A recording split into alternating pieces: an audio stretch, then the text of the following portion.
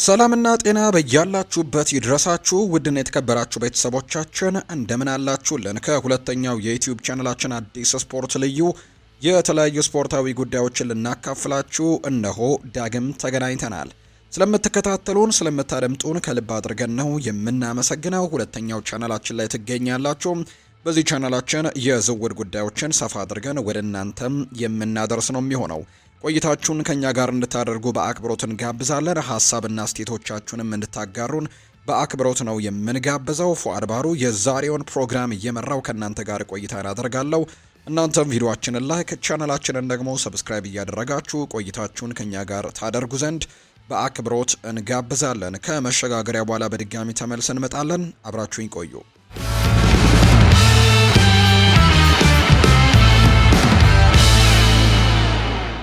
ማንቸስተር ዩናይትድ እና ሃሪ ማጓየር የአዲስ ኮንትራት ንግግር አድርገዋል የሚል መረጃ እየወጣ ነው። ማንቸስተር ዩናይትድ ከተከላካዩ ሃሪ ማጓየር ጋር አዲስ ኮንትራት ለመፈራረም አዎንታዊ ውይይቶችን አድርጓል።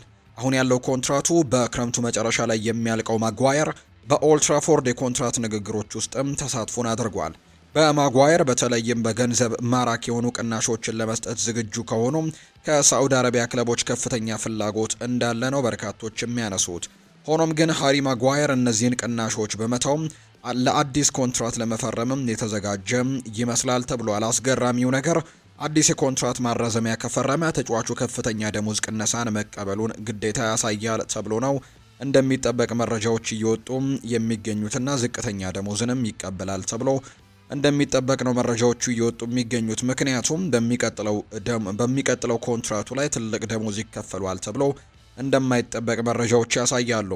የአዲስ ኮንትራት ማራዘሚያን ከፈረመ እንግዲህ ይህ መረጃ የሃሪ ማጓየር የኮንትራት ሁኔታን በተመለከተ አዲስ መረጃን ያካፈለው ፋብሪሲዮ ሮማኖ ነው። እንደ ጣሊያናዊው የዝውውር ጉዳዮች ኤክስፐርት ገለጻ ከሆነ በአዳዲስ ስምምነት ዙሪያ በክለቡና በተጫዋቹ መካከልም አዎንታዊ ውይይቶች ናቸው የተካሄዱት። ክለቡ ማጓየርን በሜዳ ላይም ሆነ ከሜዳ ውጪ ባለው ጠቀሜታ ምክንያት ማቆየት ይፈልጋል። እሱ ለክለቡ አስፈላጊ ተጫዋች ሆኖም ቀጥሏል። ተጫዋቹ በኦልድ ትራፎርድ ለመቀጠልም ደስተኛ እንደሆነ ይነገራል።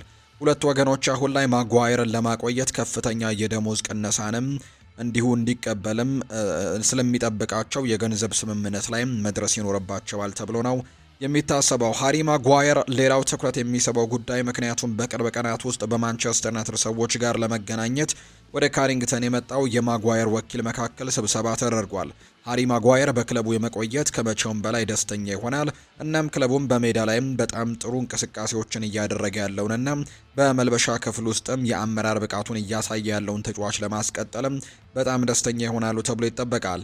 ስለዚህም ደግሞ ሃሪ ማጓየር በዩናይትድ መካከልም አዎንታዊ ልውጦች ያሉ፣ ነገር ግን ይህ ኮንትራት እንዲራዘም ከተፈለገ የተለየ ውሎች መዋልም ይኖርባቸዋል። ስለዚህም ዩናይትድ እና ሃሪ ማጓየር በአዲስ ስምምነት ላይ ለመድረስም ከሆነ ሃሪ አሁን ያለውን ደሞዙን መቀነስ ይኖርበታል። ስለዚህም በኮንትራት ውስጥ ያለው ገንዘብ ክፍልም እሱ እንግዲህ እንደሚስማማ ነው መረጃዎች እያሳዩ የሚገኙት። ሩበን አሞሪምም ቀደም ሲል አመራርነቱን የተጫዋቹን የአመራር ብቃትም ያወደሰ ከመሆኑም በላይ ለጨዋታ ስልጡም ፍጹም ተስማሚ እንደሆነ አድርጎ ይመለከተዋል። የማንቸስተር ደርቢን ተከትሎ ለመገናኛ ብዙሃን ሲናገር የማንቸስተር ዩናይትድ አሰልጣኝ ሩበን አሞሪም እንዲህ ነበር ያለው። ማጓየር በሶስት ተከላካዮች ሲጫወት ፍጹም ተስማሚ ነው፣ በመሃል ደግሞ ፍጹም ተስማሚ ይሆናል። ሁሉም ተጫዋቾችም በጥሩ ሁኔታ ተከላክለዋል። ሃሪ ብቻ አይደለም፣ በጣም ትኩረት አድርገው ነበር ሲልም ጭምር ነበር ሀሳቡን ያጋራው።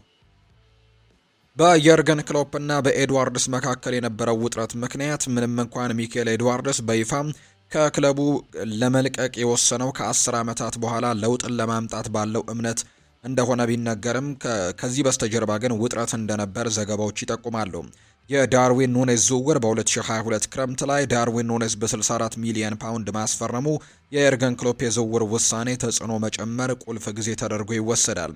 እንዲሁ ደግሞ የዳታና የአሰልጣኝ ምርጫንም በተመለከተ ዘገባው እንደሚያመለክተው ከሆነ የርገን ክሎፕ ዳርዊን ኑኔስ እንዲፈርም አጥብቆ የጠየቀው የሊቨርፑል የትንተና ክፍል ክሪስቶፈር ኢንኩንኩን ወይም አሌክዛንደር ኢሳክን በመሳሰሉ በዳታ የተደገፉ ኢላማዎችን ቢመርጥ ነበር። የቀድሞ ዳይሬክተር ምስክርነት የቀድሞ የሊቨርፑል የጥናት ዳይሬክተር ወይም አናሊቲክስ የነበረው ኢያን ግርሃም እንዳረጋገጡት ከሆነ ዳታው ኑኔዝን እና አሌክዛንደር ኢሳክ ከፍተኛ ደረጃ ቢሰጣቸውም የርገን ክሎፕ በመጨረሻም ዳርዊን ኑኔስን መምረጡ ግጭት ፈጥሮ ነበር ተብሏል። የየርገን ክሎፕ ተጽዕኖ መጨመር ጋዜጠኛ ጄምስ ፒርስ እንደሚለው በጊዜ ሂደትና ስኬታማው ምክንያትም ክሎፕ በዝውውር ጭምር ከተለያዩ የክለቡ ክፍሎች ጋርም ያለው ተጽዕኖ እንዲጨምር ተደርጓል። አለመግባባቶች አልነበሩም። ዘገባው እንደሚለው በኤድዋርድስና በክሎፕ መካከል ትልቅ አለመግባባቶች አልነበሩም። እንዲሁ ደግሞ ድካም ሁለቱም ኤድዋርድስና ተተኪው ዩሊያን ዋርድም ከ10 ዓመታት በላይ አገልግሎት ስለሰጡ ከመጠን በላይ በመድከማቸው ምክንያትም ከስፖርቲንግ ዳይሬክተርነታቸው መልቀቃቸው ነው የሚነገረው። የሙሐመድ ሳላህም ጉዳይ አለ። የርገን ክሎፕ ተጫዋቾች ግምገማዎችን ወይም እንግዲህ ሲገመግሙ የእሱን ጠንካራ ጎን ሊሆን እንደሚችል ለማሳየት ኢያን ግራሃም በ2017 የሙሐመድ ሳላ ከመፈረሙ በፊት የርገን ክሎፕ ሁሊያን ብራንትን ለማስፈረም ግፊት ሲያደርግ እንደነበር ገልጿል። ሳላ ሊፈርም የቻለውም በኤድዋርድስ እና በግራሃም የተቀናጀ ጥረት እንደሆነና ክሎፕን ማሳመን በመቻላቸው እንደሆነ ዘገባዎቹ እየጠቆሙ እንደሚገኙ ነው መረጃዎቹ የወጡት። አርሰናልና ቼልሲ አንቶን ፓልመር እና ቤይሊ ፓልመር የተባሉ ተጫዋቾችን ለማስፈረም ከሚፈልጉ ክለቦች መካከል ይገኛሉ ተብሏል። ሁለቱ ተጫዋቾች ሚድልስ ቦሮን ለመልቀቅ መወሰናቸውን ተከትሎ የሁሉም የፕሪሚየር ሊግ ትልልቅ ክለቦችም ትኩረት ውስጥ ገብተዋል። ከአርሰናልና ከቼልሲ በተጨማሪ ማንቸስተር ዩናይትድ፣ ማንቸስተር ሲቲ፣ ሊቨርፑል እና ቶትናም ፊርማቸውን ለማግኘትም ፍላጎት እንዳላቸው ነው ቲቢአር ፉትቦል የዘገበው። ሁለቱ ተጫዋቾች ምን እንደሚወስኑ ማየቱ አስደሳች ያደርገዋል። የ16 ዓመት አማካዮች በመላው እንግሊዝ ከፍተኛ ግምት የተሰጣቸው ሲሆን ብሩህ የወደፊት እድልም እንዳላቸው ይነገራል። በትክክለኛው መመሪያም ጥራት ያላቸው ተጫዋቾች ሆነው ሊያድጉ ይችላሉ። ሁለቱም ተጫዋቾች በፕሪሚየር ሊግ ውስጥ አስተማማኝ ተጫዋች ሆነው የማደግ አቅም አላቸው። እናም የት እንደሚያርፉ ማየቱ አስደሳች ያደርገዋል። ለወደፊት ዋንጫዎችን መታገል የሚችሉበት ትልቅ ክለብም ለመቀላቀል ይፈልጋሉ። ለአሁኑ በእድገታቸው ላይ ማተኮር ይኖርባቸዋል። የተትረፈረፈ እድሎችን የሚያገኙበትና ለእድገታቸው ግልጽ የሆነ መንገድ ያለበትን ክለብ ለመቀላቀል መሞከር ግድ ነው። አርሰናልና ቼልሲ አማካዮቹን ክለቡን እንዲቀላቀሉ ማሳመን ይችል እንደሆነ ማየቱ አስደሳች ያደርገዋል። ለሁለቱ ክለቦች የወደፊት ንብረቶችም ይሆናሉ። እናም ዝውውሩን ማጠናቀቅም ከቻሉ ትልቅ ስኬት ይሆንላቸዋል ተብሎ ነው የሚጠበቀው። አርሰናል እና ቼልሲ ከቅርብ የዝውውር መስኮቶች ውስጥም በተሰጥኦ ባላቸው ወጣት ተጫዋቾች ላይ ኢንቨስት ለማድረግም ያላቸውን ፍላጎት አሳይተዋል። ለወደፊቱ እየገነቡ እንደሆነ ግልጽ ነው። የፓልመር መንትዮችም ለሁለቱም ክለቦች ቁልፍ ተጫዋቾች ሆነው የማደግ አቅም አላቸው።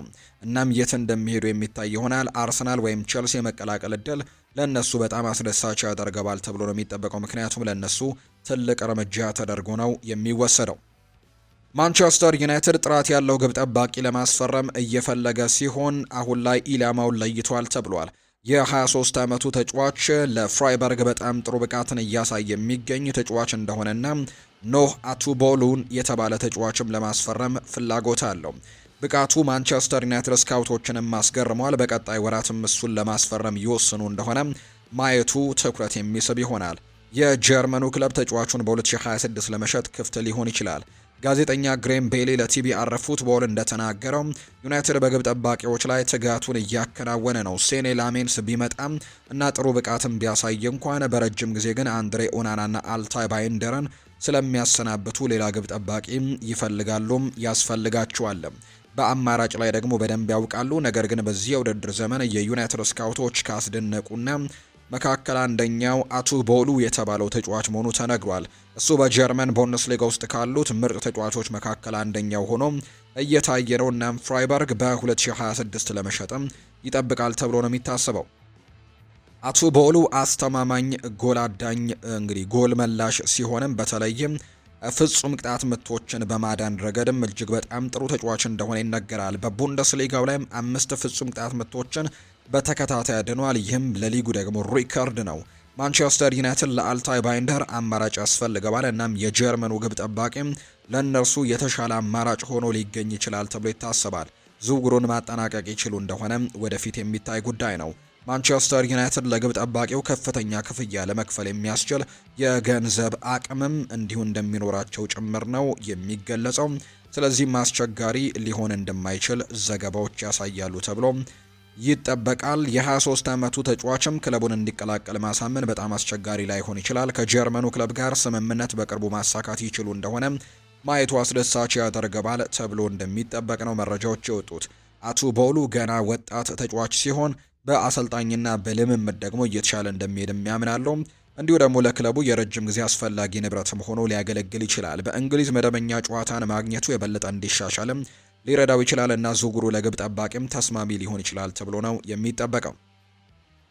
አንቷን ሴሜኒዮ አዲሱ የፕሪሚየር ሊግ የውድድር ዘመን መጀመሪያ ላይ ባሳየው አስደናቂ ብቃት ምክንያት ከፍተኛ ፍላጎት እየሳበ የሚገኝ ተጫዋች ነው። በርካታ ክለቦች ከዝውውሩ ጋር ተያይዘው ተነግረዋል። ከእነዚህ መካከል ማንቸስተር ዩናይትድ፣ ቶትንሃም እና ሊቨርፑል ይገኙበታል። ማንቸስተር ዩናይትድ ለአጥቂው ያለው ፍላጎት ከክረምት ጀምሮ የነበረ ሲሆን አሰልጣኝ ሩበን አሞሪም ተጫዋቹ ማንቸስተር ዩናይትድን እንዲቀላቀል ለማሳመንም በአካል ተገናኝተው እንደነበር ነው የሚነገረው።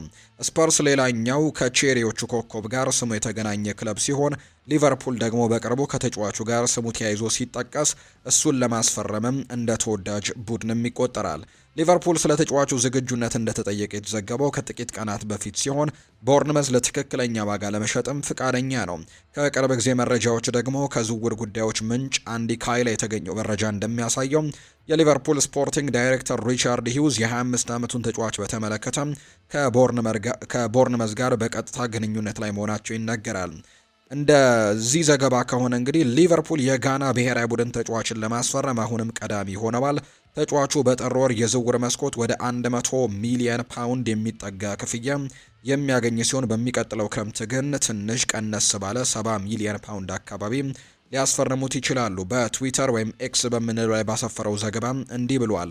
ሊቨርፑሎች አሁን ላይ አንቷን ሴሜኒዮን ለማስፈረም ቀዳሚ ሆነዋል። ጥር ላይ ከ90 እስከ 100 ሚሊዮን ፓውንድ፣ ክረምት ላይ ደግሞ 70 ሚሊዮን ፓውንድ ሊገኝ ይችላል ሲል ጭምር ነው የተናገረው። ሪቻርድ ሂውስ ሲናገር የሊቨርፑል የማጥቃት በዚህ የውድድር ዘመን ተቸግረዋል፣ ስለዚህ ይህንን ተጫዋች ማስፈረም አለብን ብለው ያምናሉ። ይህ እንግዲህ በክረምቱ የተጫዋቾች የዝውውር መስኮት ብዙ ገንዘብ ቢያወጡም አሁንም ሊጨምሩ የሚችሏቸው ተጫዋቾች እንዳሉ የሚያሳዩ ጉዳዮች ናቸው። ሉዊስ ዲያዝ ከለቀቀ ወዲህ የግራ ማጥቃት ክፍል ላይ እንደ ቀድሞ ሊሆንላቸው አልቻለም። ኮዲ ጋክፖ በክንፍ ላይ ደግሞ እውነተኛ አደጋን መሆን ሲያቅተው፣ መሐመድ ሳላህ አሁንም ከሚታወቅበት ብቃቱ ራቅ ብሏል። ሴሜኒዮ በዚህ የውድድር ዘመን እስካሁን ባደረጋቸው 9 ጨዋታዎች 6 ጎሎችን አስቆጥሮ 3 አሲስቶችን አድርጓል። በአጠቃላይ የግብ አስተዋጽኦችም ከኤርሊንግ ሃላንድ ቀጥሎ ሁለተኛው ነው። በዚህ የውድድር ዘመን የጀመረው አስደናቂ ብቃትም ለቦርንመዝ ያስቆጠራቸውን አጠቃላይ ጎሎች በ97 ጨዋታ ወደ 28 ጎሎችና 13 አሲስቶች ከፍ አድርጎታል። የሴሜኒዮ ጠንካራ ጎኑ በሶስቱም የፊት መስመር ቦታዎች አጥቂ የሁለቱ የክንፍ ቦታዎች ላይ መጠቀም መቻሉና ተለዋዋጭነቱ ነው። ሊቨርፑል በቀጥተኛ የአጨዋወት ዘይቤና ተለዋዋጭነትም ከሳዲዮ ማኔ ጋር በጣም የሚቀራረብ ተጫዋችን አግኝቶ ሊሆን ይችላል። በጥር ወር ከፍተኛ ዋጋ ከፍለውም እሱን ለማስፈረም ይወስኑ እንደሆነ ወይም ደግሞ ትንሽ ቀነስ ባለ ዋጋ ለማስፈረም እስከሚቀጥለው ክረምት ድረስም መጠበቅ ሊመርጡ እንደሚችሉ የሚያሳዩ መረጃዎች ናቸው በትልቁ እየወጡ የሚገኙት። ቸልሲ የባርሴሎናውን ተከላካይ ኤሪክ ጋርሲያን ለማስፈረም ፍላጎት እንዳለው እየተገለጸ ነው። የ24 ዓመቱ ተጫዋች ቀደም ሲል ከማንቸስተር ሲቲ ጋር በፕሪሚየር ሊጉ ተጫውቷል። እናም ቸልሲ ወደ ፕሪሚየር ሊጉ ለመመለስም እየፈለገ ነው። ዝውውሩን ማጠናቀቅ ይችሉ እንደሆነ ማየቱ አስደሳች ያደርገዋል። ባርሴሎና ተጫዋቹን በአቅራቢያው ባለ ጊዜ ውስጥም በክለቡ እንዲለቅም ለመፍቀድ ምንም አይነት ፍላጎት የለውም። በአዲስ ውልም ለተጫዋቹን ለማቆየት ፍላጎት አለው። ግሬም ቤሊ ለቲቢአር ፉትቦል እንደተናገረው በጋርሲያ ላይ ያለው ፍላጎት እንደቀጠለ ነው። እናም ባርሴሎና አሁን ውሉን በውድድር ዘመኑ መጨረሻ ላይ ስለሚያልቅም ለማስጠበቅ ጠንክሮ እየሰራ ነው የሚገኘው። እንደተነገረው ከሆነ ጋርሲያ ቸልሲ በጥር ወርም እንዲያስፈልገው የሚፈልግ ሰው ነው። ነገር ግን እድሉ እሱ አዲስ ውል የሚፈርም መሆኑ ነው። የ24 ዓመቱ ተጫዋች የመከላከል ጥልቀትም ለሚያስፈልጋቸው ቸልሲ በጣም ጠቃሚ ግዢ ሊሆን ይችላል። ተጫዋቹ ሊጉን በደንብ ያውቀዋል። እናም ክለቡን ከተቀላቀለም በፍጥነት በመረጋጋትም ወዲያውኑ ተጽዕኖ ማሳደር ይችላል። ጋርሲያ ከማንቸስተር ሲቲ ጋርም በፕሪሚየር ሊጉ ዋንጫን አሸንፏል። እናም የዋንጫ የማሸነፍ ልምዱም ወሳኝ ሊሆን እንደሚችል ይነገራል። ቸልሲም የቡድን አጋሩን ሮናልድ አሮሆንም የማስፈረም እድል ቢቀርብለትም በምትኩ ግን የስፔን ብሔራዊ ቡድን ተጫዋቹን ማስፈረምን ይመርጣል። ሁኔታው እንዴት እንደሚዳብር መታየት ያለበት ቢሆንም ባርሴሎና ተጫዋቹን እንዲሸጥ ማሳመን ለእነርሱ አስቸጋሪ ያደርገዋል። ጋርሲያ ከአስተን ቪላ ጋርም ስሙ ተያይዟል። የስፔኑ ተከላካይ ቀደም ሲል ከቶትንሃም ጋርም ስሙ ተያይዞ ነበር። ጋርሲያ ለስፔን ሻምፒየን አስፈላጊ ተጫዋች ነው። እናም እነሱ ቡድኑን ማዳከም አይፈልጉም። በሌላ በኩል ደግሞ የ24 ዓመቱ ተጫዋችም ባርሴሎናን ለቆ ወደ እንግሊዝ የመመለስ ምክንያት የለውም። ለመልቀቅም ግፊት የማድረግ እድሉ አነስተኛ ነው። ቸልሲ ከባርሴሎናና ከተጫዋቹ እንዲቀላቀላቸው ማሳመንም አስቸጋሪ ያደርግባቸዋል ተብሎ እንደሚጠበቅ ነው መረጃዎች የወጡት። ሆኖም ግን በቀጣይ ወራት ጥራት ያለው የመሀል ተከላካይ እንደሚያስፈልጋቸው ምንም ጥርጥር የለውም። በቡድናቸው ውስጥም ያሉትን ድክመቶች በመሙላት በዚያ ፊትም መሻሻል ይችሉ እንደሆነ ማየቱ ትኩረት የሚስብ ጉዳይ ይሆናል ተብሎ ነው የሚጠበቀው። ማንቸስተር ዩናይትዶች የኢንተር ሚላኑን ተከላካይ ፌዴሪኮ ዲማርኮን ለማስፈረም ፍላጎት አለው። የ27 ዓመቱ ጣሊያናዊ በዚህ የውድድር ዘመን በጣሊያኑ ክለብ ውስጥም በጥሩ አቋም ላይ የሚገኝ ሲሆን ለማንቸስተር ዩናይትድም ግሩም ተጨማሪ ተጫዋች ሊሆን ይችላል። ከኢንተር ሚላን ጋርም እስከ 2027 ድረስ የሚያቆየው ውል ያለው ሲሆን በቀጣይ ወራትም ምክንያታዊ በሆነ ዋጋ ሊገኝ ይችላል። ፌጂያስ እንደዘገበው ከሆነ በሩበን አሞሪም ማንቸስተር ዩናይትድ ተጫዋቹን በጥር ወርም እንዲያስፈርምለት ይፈልጋል። ዲማርኮ ከፓትሪክ ዶርጉ የተሻለ አማራጭ ሊሆንም ይችላል። ማንቸስተር ዩናይትድ ዝውውሩን ማጠናቀቅ ይችል እንደሆነ ማየቱ ትኩረት የሚስብ ይሆናል። በፉል ባክ ቦታዎች ላይም ተጨማሪ ጥራትና ጥልቀትም ያስፈልጋቸዋል። ጣሊያናዊው ደግሞ በሙያዊ ሕይወቱ ከፍተኛ ደረጃ ላይ ይገኛል። እጅግ በጣም ጥሩ አቋም ላይ የሚገኝ ሲሆን በዚሁም የውድድር ዘመን በአውሮፓ አምስቱ ታላላቅ ሊጎች ውስጥም ከፍተኛውን የጎል ዕድል ፈጥሯል። ዲማርኮ በዓለም ላይ ካሉ ትልልቅ ክለቦች በአንዱ የመጫወት ጥራትም እንዳለው ምንም ጥርጥር የለውም። ወደ ማንቸስተር ዩናይትድ መዘዋወርም ለሱ ተስማሚ ይሆናል። በጣሊያን ውስጥም ራሱን አስመስክሯል። እናም ደግሞ ይህ ደግሞ አዲስ ፈተናን ለመውሰድም ትክክለኛው ጊዜ ሊሆን ይችላል ተብሎ ይታሰባል። ማንቸስተር ዩናይትድ በዓለም ላይ ካሉ ትልልቅ ክለቦች አንደኛው ሲሆን ለእነሱ የመጫወት እድሉን ለመተውም አስቸጋሪ ይሆናል። ማንቸስተር ዩናይትድ ዝውውሩን ለማጠናቀቅም በይፋዊ ሀሳብም ፍላጎቱን ይከታተል እንደሆነ ማየት ይጠበቅበታል። የ27 ዓመቱ ተጫዋች ለትልቅ ክለብ መጫወትና አዘውትሮ ደግሞ ለዋንጫዎች መታገል ምን ማለት እንደሆነ ጠንቅቆ ያውቃል። እሱ ለማንቸስተር ዩናይትድ ተስማሚ ተጫዋች ሊሆን ይችላል። በድጋሚ በእንግሊዝ እግር ኳስ አናት ላይም ለመድረስና በጠንካራ ሁኔታ ለመመለስም ከፈለጉ እንደሱ ያለ ጥራት ያላቸው ተጫዋቾች ያስፈልጋቸዋል። በቅርብ ዓመታትም በጥሩ አቋም ላይ አልነበሩም። አሁን ግን በጥንካሬ መመለስ ይፈልጋሉ ተብሎ እንደሚጠበቅ ነው መረጃዎች እየወጡ የሚገኙት። ቶትንሃም ሆትስፐርስ ተከላካዩ ሚኪ ቫን ደቬንን በአዲስ ውል ለማስፈረም ተስፋ አድርጓል ተብሏል። የ24 ዓመቱ ተከላካይ ክለቡን ከተቀላቀለ በኋላ እጅግ በጣም ጥሩ አቋም እያሳየ ሲሆን በአሁኑ ወቅትም በፕሪሚየር ሊግ ውስጥ ካለው ምርጥ ተከላካዮች አንዱ ሆኖ ራሱን አረጋግጧል። ስፐርስ ለረጅም ጊዜ በክለቡ እንዲቆይ መፈለጉ ምንም አያስደንቅም። እስከ 2028 ድረስም የሚያቆይ ውል ያለው ሲሆን ለረጅም ጊዜ የወደፊት ሕይወቱን ከክለቡ ጋር እንዲያቆራኝም ማሳመን ይችሉ እንደሆነ ማየቱ ትኩረት የሚስብ ይሆናል ተብሎ ነው የሚጠበቀው። ሚኪ ቫን ደቬን በቅርቡ ከሪያል ማድሪድ ጋር ስሙ እየተያዘ ይገኛል። ጋዜጠኛ ግሬም ቤሊ ለቲቢአር ፉትቦል እንደተናገረው እኔ እንደተነገረኝ ከሆነ ይህኛው ከዋና ዋና ተግባራቸው አንደኛው እርሱን ከአዲሱ ዓመት በፊት ውሉን ማስጠበቅ ነው።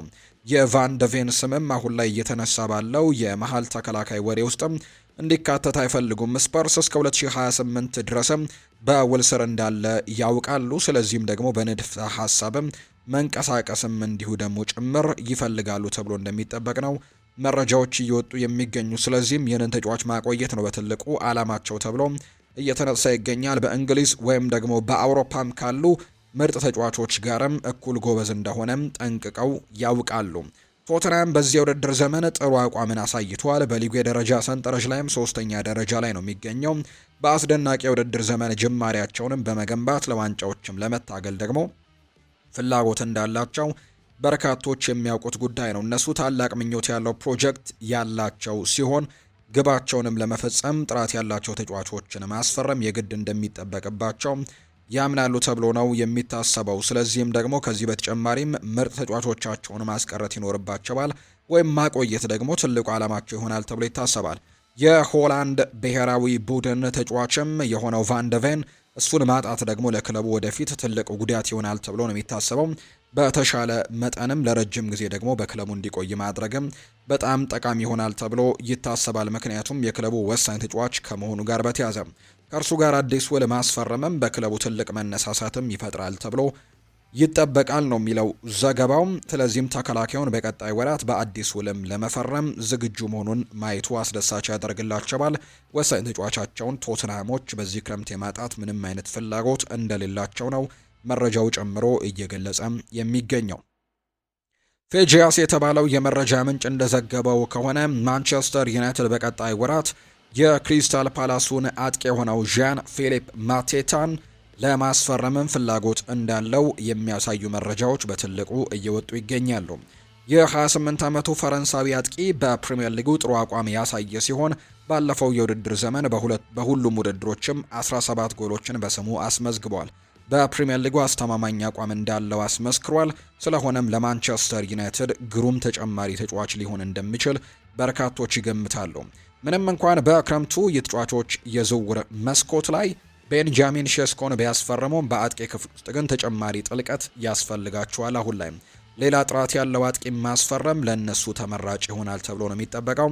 እርሱም ደግሞ በአጥቂ መስመራቸው ላይ አዲስ ለውጥ ሊያመጣ ይችላል ተብሎ ይታሰባል። ማቴታ በቲየሪ ዳንኤል ኦንሪ የድሮ ዘመን አጥቂ ተብሎ ነው የሚገለጸው፣ ወይም ደግሞ የድሮ አይነት ተጫዋቾች ያለው አይነት ባህሪን ያለው ሲልም ጭምር ይገልጸዋል። በቅርቡም ደግሞ ለፈረንሳይ ብሔራዊ ቡድን ጥሪ እንደተደረገለትና ለፈረንሳይ ብሔራዊ ቡድንም ጎል ማስቆጠሩን የምናስታውሰው ነውና በጣም ጥሩ ጊዜ ላይ የሚገኝ አጥቂ ነው። ማንቸስተር ዩናይትዶችን በቀጣይ ጊዜያቶች የዚህ ተጫዋች ላይ እንቅስቃሴዎችን ሊያደርጉ እንደሚችሉ ይታመናል ነው የሚለው ዘገባው። ክሪስታል ፓላስ ተጫዋቹን ለመልቀቅ ፍቃደኛ ይሆኑ አይሆኑ የሚለየው ነገር እንግዲህ በቀጣዮቹ ጊዜያት የሚታይ ነው የሚሆነው። ዣን ፊሊፕ ማቴታ ለእነሱ ቁልፍ ተጫዋች ሲሆን እሱን እንግዲህ ማጣት ለክለቡ ትልቅ ጉዳት ነው ተብሎ ይታሰባል። በቅርቡ ኤብሪቼ ኢዜንም ለቀባል። በቀጣይ ወራት ደግሞ ማርክ ጉሂንም ያጣሉ ተብሎ እንደሚጠበቅ ነው መረጃዎች በትልቁ እየወጡ የሚገኙት። ማንቸስተር ዩናይትድ በቅርብ ዓመታት በጥሩ አቋም ላይ አልነበሩም። ባለፈው የውድድር ዘመን ደግሞ የሊጉን ታችኛውን ግማሽ ላይም ጨርሰዋል።